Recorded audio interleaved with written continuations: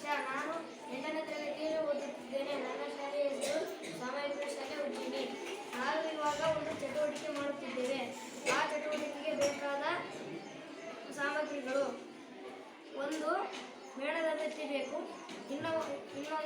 ಒಂದು ಟ್ರಾನ್ಸ್ಪರೆಂಟ್ ಗಾಜಿನ ಲೋಟ ಬೇಕು, ಇನ್ನೊಂದು ಲೈಟರ್ ಬೇಕು.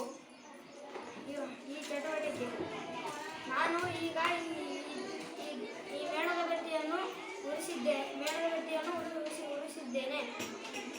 ಈಗ ಈ ಮೇಣದ ಬತ್ತಿಗೆ ಈ ಗಾಜಿನ ಲೋಟವನ್ನು ಬೋಲ್ಟ್ ಹಾಕ್ತೇನೆ. ಏನಾಗುತ್ತೆ ಅಂತ ನೋಡೋಣ.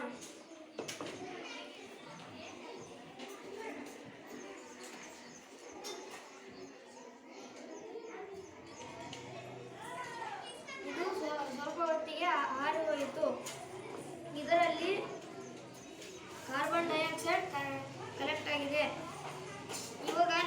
ಈಗ ನಮಗೆ ಒಂದು ವಿಷಯ ತಿಳಿಯಿತು. ಏನೆಂದರೆ ಒಂದು ವಸ್ತು ಆಕ್ಸಿಜನ್ ಇಲ್ಲದೆ ಉರಿಯುವುದಿಲ್ಲ